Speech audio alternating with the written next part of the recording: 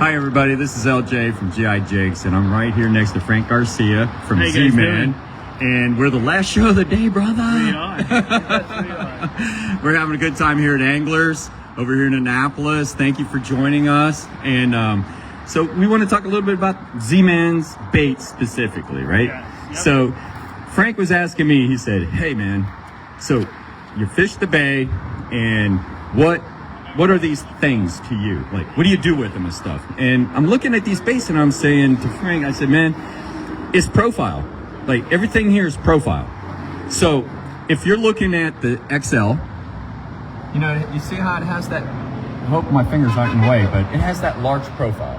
So the power in that bait is that you don't need a skirt. Yeah. Yeah. And the other thing is that, you know, Z-Man floats. So if you have your jig head on, it sits on the bottom like that. Like, why wouldn't a fish grab it? I mean, they're not going to eat dead stuff laying on the bottom. Catfish don't clean that stuff up. So the XL, I mean, that's the XL, and then this here's the Streak Z, 7-inch Streak Z. 7-inch, yeah. And as you can see, it's scented. Mm-hmm. I think all of Z-Man's 7-inch Streak Z's are scented, Correct. aren't they? They're scented jerk shads. Scented jerk shads. There we go. And they have a fork tail to them, which is nice. Yeah. You know, and when I use these 7-inch baits, I want the smaller profile because I'm backing off of that XL. Yes. I just want the small. I know that's a smaller profile. These things catch bull reds. They catch cobia, coarse striped bass. They catch darn near everything. And then if we back off here, let me put out some of these. You want me? Oh, we're live. But if we back off here from the 7-inch, let's get down to those small pilchers, and that's where the 5-inch. Yes. If you were to ask me what bait I've thrown most in my life, 5-inch. Really? Chartreuse, without a doubt. Straight tail. Yeah. Wow. Yeah, no problem. There's so many baits out. It imitates so many baits in Chesapeake Bay. It's kind of crazy, you know. And then I love the Slam Shady. Would you say the Slam Shady is your #1 pearl color? Yeah. Pearl. Yeah. I gotta tell you, man, that beer run. Beer run's close. Whew. I mean, we caught a lot of fish on the beer run last year, and sometimes that was the only bait I was there. Caught. Yeah, you were. But you weren't the only trip it happened on either. I mean, it was just like smooth, man. Absolutely. Okay, so we've gone through the powerhouses of the Streak Z's, I guess, and the XLs. So let's talk paddletails. And I gotta tell you, man, like, you know, these paddletails. If you were in my boat the past couple of years, we're mostly throwing paddletails. Absolutely. I just swear to God, man. Yeah. It's like when Z-Man came out with the 5 and 7-inch 2 years ago, that absolutely changed the game down here in the Chesapeake. Would you say that's right? Hey, Z-Man, we're begging for the 6-inch. Me too. I am. I really have been for a couple of years. I really wish there was a 6-inch. But anywho, so the nice thing of it is Z-Man has the 3-inch, the 4-inch, 5-inch, and the 7-inch right now in the diesel minnow. Correct. And you know, since we're talking features of the baits, the thing I like about the diesel minnow is it's a thicker body than their Swimmer Z that they had it, you know, before. And I really think that these thumpers at the back end here are creating more vibration. For sure.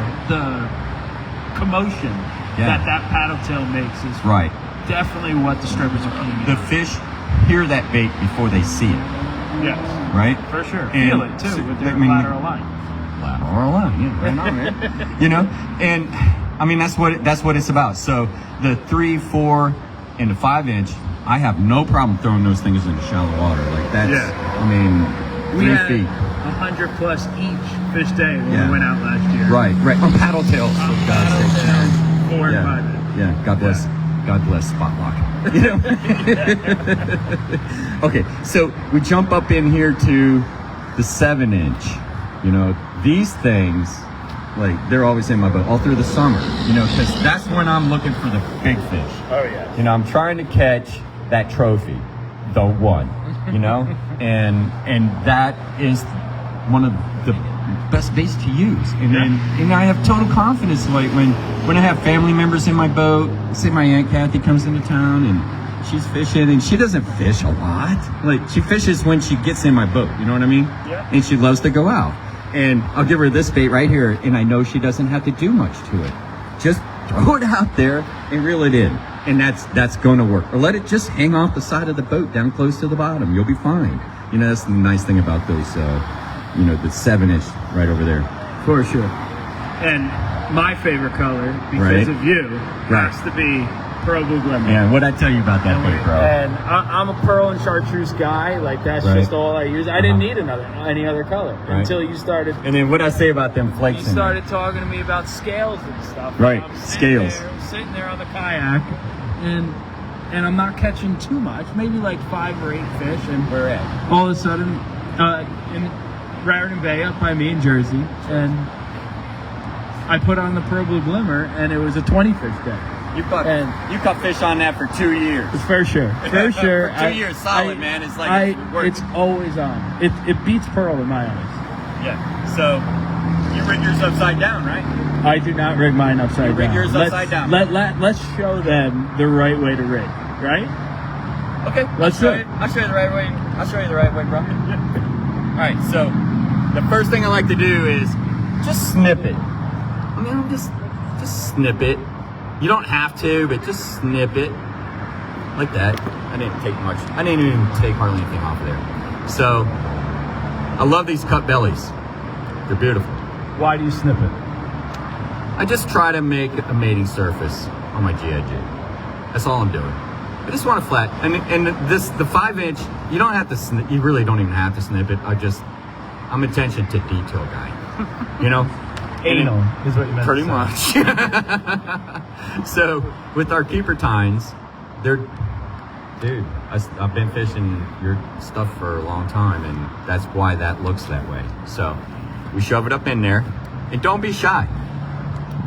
Shove it all the way up. And then what I'm gonna do is, after I got her up, just a little dab was gonna do you. You don't have to do much to it. Just give it a little touch. If anything comes out, I'm not sure. This could be dry. It's locked up. Yeah. Oh, it's locked up. I didn't open it. Sorry about that, y'all.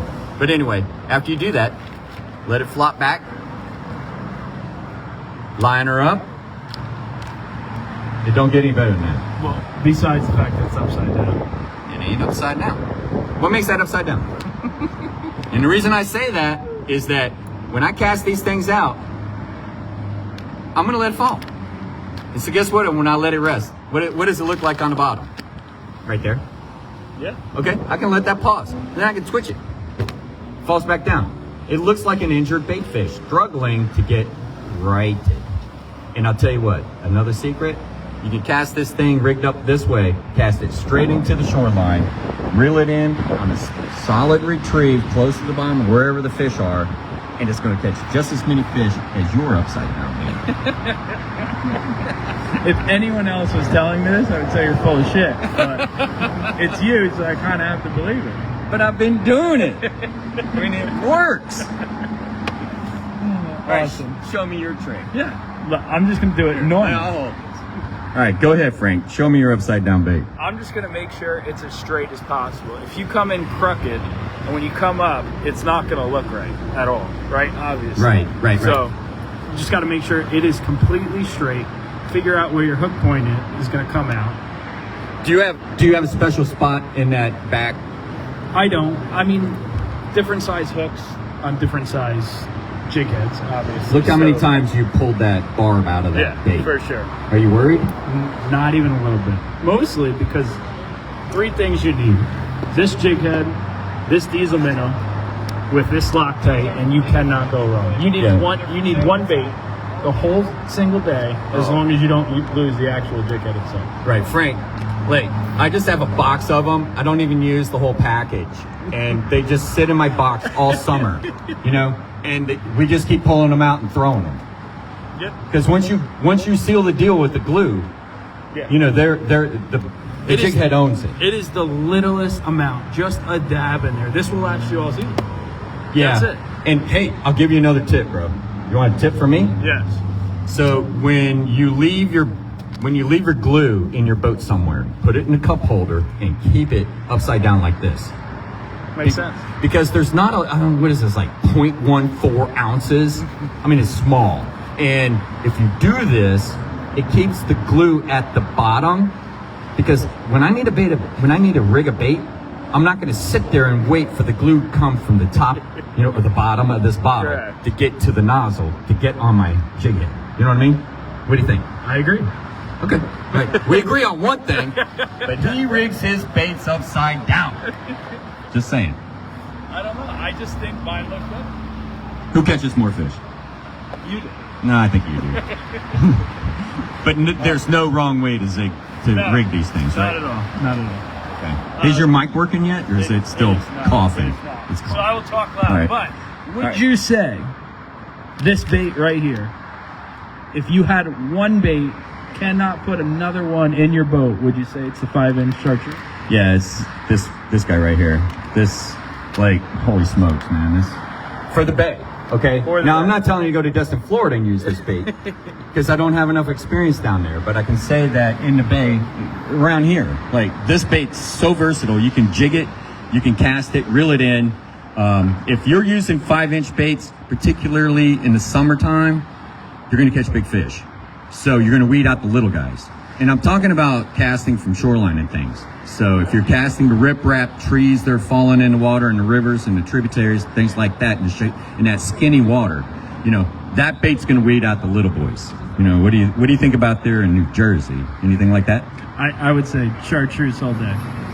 Chartreuse. Okay. Yeah. 5-inch does it. Chartreuse. Can't go wrong. Right on, man. Hey, you showed me some kind of funny trick, and I said, what? What's up your sleeve? Yeah. All right, I'll show you. How much do you think this weighs? Would you say that's 15 pounds? Dude. I don't know. It could be more. Like, what is in this? Sinkers. Oh, it makes sense. I see a swivel sticking out here. I mean, look, okay, that's heavy. Yeah. Seriously heavy. I'm at minimum 15 pounds. You agree? Yeah, I would agree. And with Elastic, it is so stretchy, it is not possible to break. Like, just not. So, just to demonstrate how tough Elastic is, I'm going to be able to pick this up. Wow. You got one of the 10-inch heroes on, and that thing's just like, whatever. Still the same. Did not change. Whoa. Jackson. That's something. That Oh my gosh. Wow. Oh, I'm stepping on baits and knocking stuff off the table and things like that. Oh my gosh. I think we ran the gamut here, brother. is. We did. Yep. All right. Well, Oh, scent. Forgot about scent. I'm going to tell you what. Okay, so now I think we got another controversy. Yes, absolutely. Absolutely. So you're dealing with like the oil scent. Correct. Z-Man says, which I agree with, that Elastec soaks up oil better than gel or other types of scents, attractants, or whatever you want to call it. So, Really? Yeah. So if you, in this bag, if you put any type of oil-based attractant scent, within a week it will soak up all that oil. You poured that oil in here while I was sitting you were sitting at just before this thing kicked off. Yes. Okay. Absolutely. So it really hasn't had a chance to soak it up yet. Correct. So you're saying like in 1 week, that that oil- Elastec's going to soak all that oil in there. Does it affect the like the viscosity of the bait?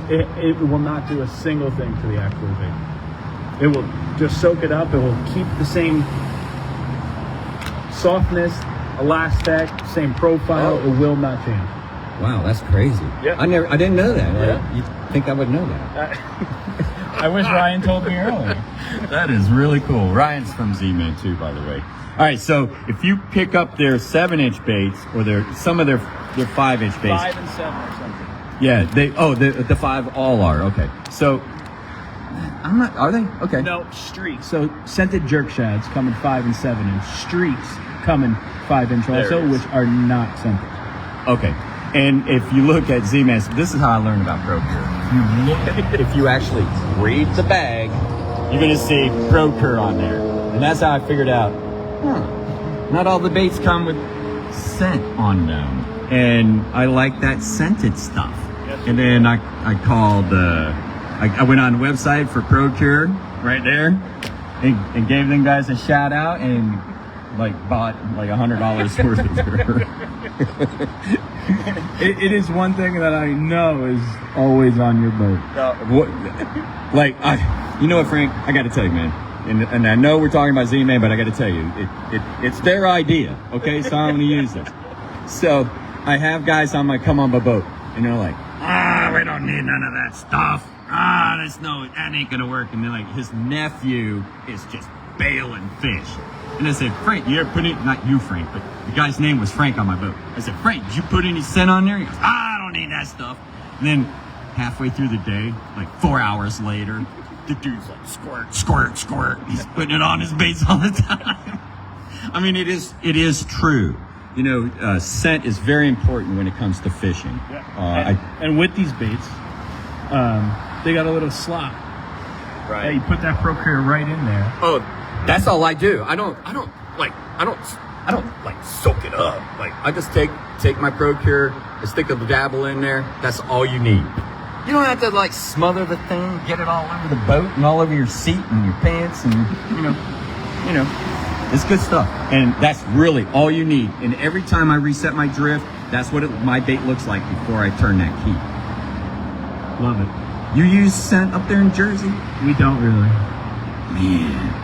Wait till I get up there next week and get on that charter boat, man. I got that dude and I want to bring that ProCure. That's why I got this bottle right now, because I'm taking the Menhaden up there. I'm going to show these guys the what for. Hey, dude. All right. Hey, last show of the night. Thank you for joining us here at Anglers. Anglers, thank you for having us. Any last salvos, Frank? Fish on. Fish on. Thanks, guys.